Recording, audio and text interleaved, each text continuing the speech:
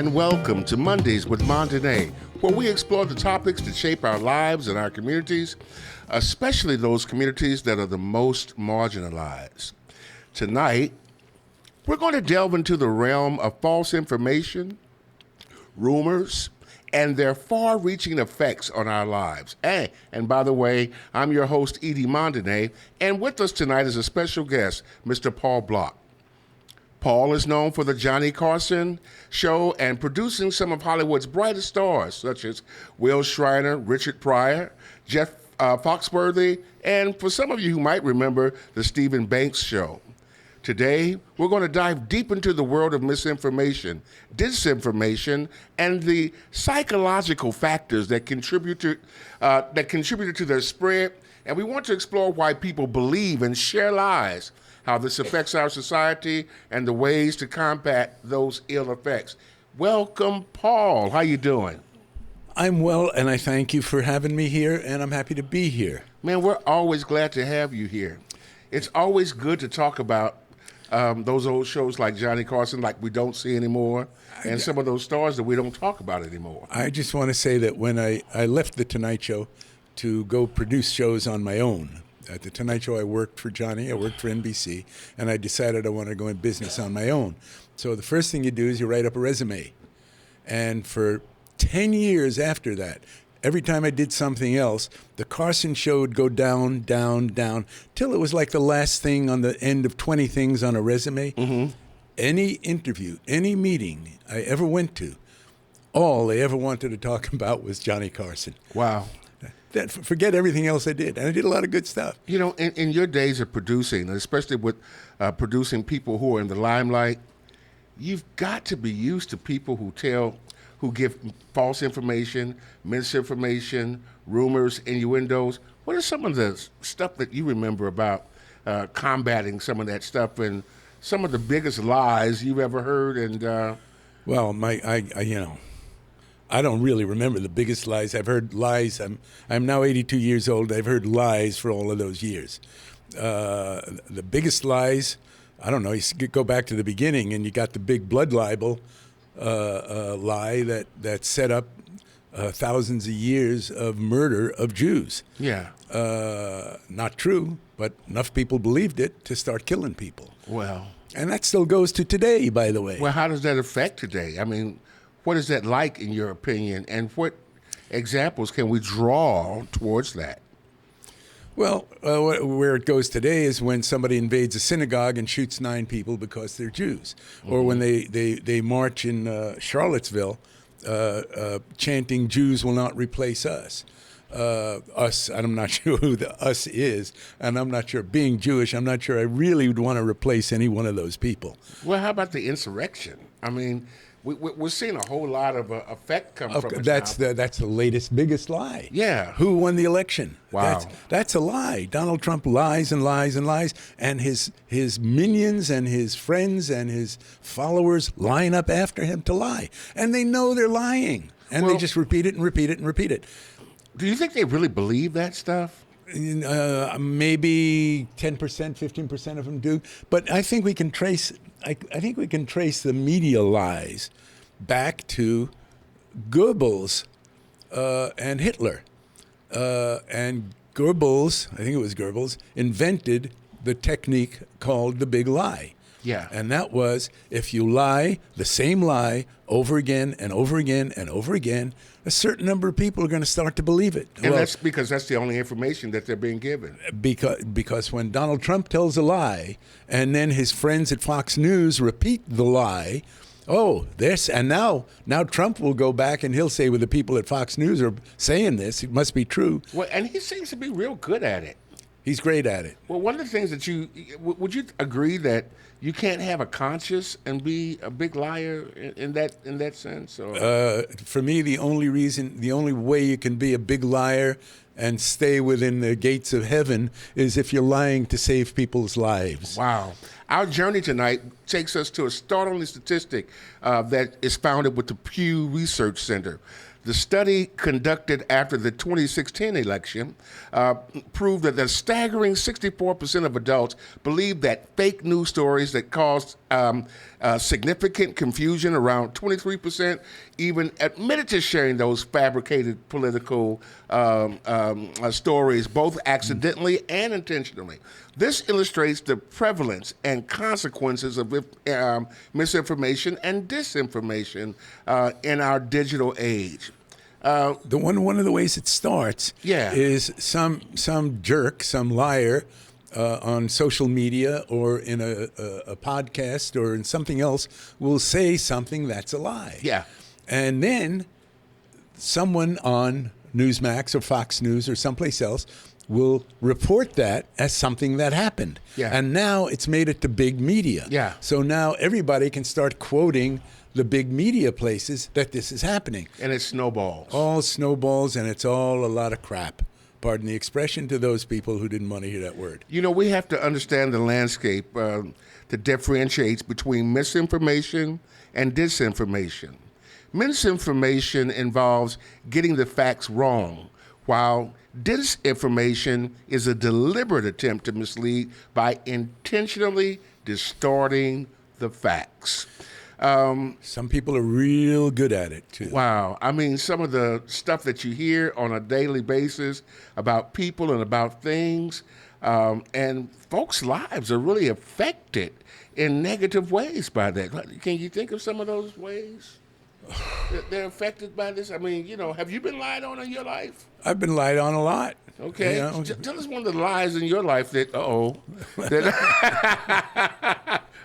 that affected you somehow, and then I'll share one. Well, I was gonna say something that I would be embarrassed that I said, which I was gonna say just for a joke. I was gonna say that lie I've been lied on was, I'm over 18. Just a joke, just a joke. I'm looking for a laugh. That's all. You know, if you believe those distortions and you take them as facts, it usually gets into the public's ear or in the public sector that says these things are true. These false narratives have hindered progress in areas like public health, climate change, and democracy. The vaccines don't work. They make you sick. They kill you. Our brains are remarkable, but they can also be vulnerable to falsehoods. What happens when people fall for misinformation? Why do we share these falsehoods with others? Who knows?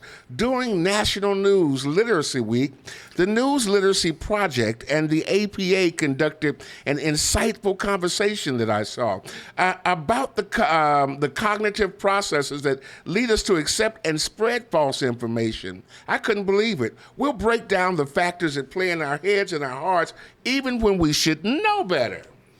Absolutely. I mean, how does it come to be believed by any significant number of people that a vaccination intended to make you not get sick is a political lie? Wow. I mean, how does it get to be there? It gets to be there because right at the start, people want to make it political. People want to use it for their own political advantage. Yes. So they start lying. They say, hey, those people who are telling you to get a vaccination, they're lying to you because it's going to make you sick. It's going to make you die. And usually we got a better idea. Put bleach in. Well, usually when like the COVID shot, et cetera, you know, I got so sick after the COVID. Usually because we've got some illnesses or underlying things going on prior to us getting there. But I'd rather get a COVID shot than be dead, okay? Yeah, me too. By the way, there's people that are saying the same things about measles shots. Yeah. Don't get measles shots, they kill you. It's just, and it's done, a lot of it's done just for political reasons. I'm looking now at, I've never met Robert F. Kennedy Jr., but he's making his whole world based on vaccines are bad for you. Yeah. Yeah. And so when he says that, I mean, he's the son of Robert F. Kennedy. And when he says that over and over and over again, there's going to be a bunch of people lining up saying, that's RFK Jr. There must be something to what he's saying. Yeah. You know, shifting gears just a little bit, the difference between gossip and rumor. You know, gossip and rumors destroy people's reputation, leading to relational aggression and. Gossip is bad stuff said about people behind their back. That's gossip. A rumor is the Lakers are going to hire James Harden. That's a rumor. Okay, that, it could be a lie, whatever, but it's not gossip. It's not hurting anybody. It's just a lot of crap. I wonder why people engage in that kind of behavior. What does it gain us? It's against the religious. Gossip is against the religious tenets of every religion I know of. Well, I wrote something about that earlier today. There is no religion or spiritual principle in the world that comports or tolerates lies, rumor, innuendo, and gossip. I appreciate my mother. My mother was one that didn't gossip. She didn't speak ill of people. And if you brought her something that was, like gossiping, she'd look at you and she'd let you say it. And then she'd say, "How do you know? Were you there?" My wife, who you know well, Gila, gossip is a no-no. And if I repeat something, I'll get the evil eye. She won't put up with gossip. Well, they say that a dog that'll carry a bone will bring a bone. Does that make sense to you? No. A dog don't mind carrying a bone. All right. So if it carries one here, it'll bring one there. Absolutely. Oh, okay. That makes sense. Listen, I am so glad that you're here, Paul. Talk about some of the stuff that you've had to listen to in your lifetime around all the stars and et cetera that you just find awful ridiculous. I don't really remember all that stuff that happens around stars. To start with, the stars that I was on their inner circle, I've always kept it as my own personal moral sense that whatever I learned about them, because they let me in the inside, I sort of kept there. And to this day, I don't want to repeat a lot of stuff that I knew because people let me in and I learned it. It's better that when you don't know something is true, just to not repeat it. Yeah, they would. There are dumb jokes that people would make up when they'd be on one of my talk shows, and they're a lie, but they just made it up for a joke. Weren't hurting anybody. One of my people said, they got this dog, and his was story he told on one of my shows, and I knew it was bull. He said, but they got this dog, and the dog swallowed his wife's engagement ring. Wow. And he said for the next 2 days, they followed the dog around the house with a strainer. Right. Okay. Cute story, funny story, especially when you do it on national television. But it was a lie. It was a total lie. Nobody swallowed anybody's wedding ring. He made up a story. A singer friend of mine who I liked a lot, who's since passed, talked about when he first came to New York. And he had a dog, and he said his dog died. And he didn't know what to do with it, so he was taking the dog to a place in New York where they dispose of dead animals. Yeah. Put him in a suitcase and was taking him there. And he was fairly new to New York and didn't think a lot.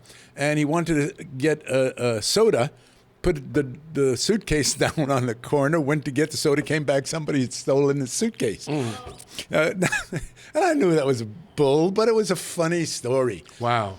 But did it hurt anybody? No, just set up a lie that was intended just to make people laugh. Rumors, those unverified pieces of information often involve speculation and change as other people tell them over and over again. They usually lack harm, but still impact perceptions. And these are real life examples that we're talking about. Rumors can be right. Yeah. Rumors can be wrong. Yeah. But generally speaking, rumors aren't put out there to be false information to hurt anybody. Unlike gossip. Gossip, on the other hand, involves juicier and more personal details. Girl, give me the tea. And, did you hear this? Right. It's usually spread behind somebody's back and can lead to the pain and humiliation for the subject or for whoever it's spread about. We need to explore the different kinds of rumors and gossip that has hurt people in our lives, and maybe that will kind of bring us to a place to where we ourselves don't engage. And you also talked about disinformation, and in the past few years, in the Trump years, people started talking about the fire hoses of lies. Yeah. They just keep coming over and over and over again. That we get immune to them. Yeah. And we start accepting them, since this one and that one, and then they change, and then it's another one, then it's another one, and somewhere in there you're starting to think, well, maybe that's become true, especially when 2 or 3 of them are picked up and repeated on television, repeated in newspaper columns, repeated on radio shows. The fire hose of lies. I never heard that until 3-4 years ago. If you hear it on the radio, if you see it on television, and if you read it at the newsstand, it's real. It's clear that our society's fabric is interwoven with both the dangers and the intrigue of these phenomena: rumors, false information, gossip. Understanding why we fall for misinformation and how rumors and gossip affect our lives is the first step towards building a more informed, empathetic, and resilient society. Thank you for joining us here on Mondays with Mondene, and thank you, Paul, for being with us. We're always glad that you're here. I want you to stay curious and always question what you hear, and until next time, see you later. Now, look, if you enjoyed this episode, please share it with your friends and followers. We'd love to hear your thoughts and suggestions for future topics. Now, remember to turn on your notifications so you never miss a thing from Mondays with Mondene. And be sure to follow us on Facebook and YouTube. A special shout out to our sponsors, Post Shines, for our delicious foods and drinks and etc. Auntie and Tanti's Daycare Services, Adorn Electric for their support of this podcast. And you can visit me on Sunday mornings at Celebration Tabernacle right here at 8131 North Denver in Portland, Oregon. A special thank you to our technical staff, Deion Wooden, Robin Gorton, Andy Humber, and Paul Block. And none of them are bigger than each other, but they all stand tall, and they're pretty good guys. And we love the fact that they make this podcast possible. So until next time, stay mindful and stay calm.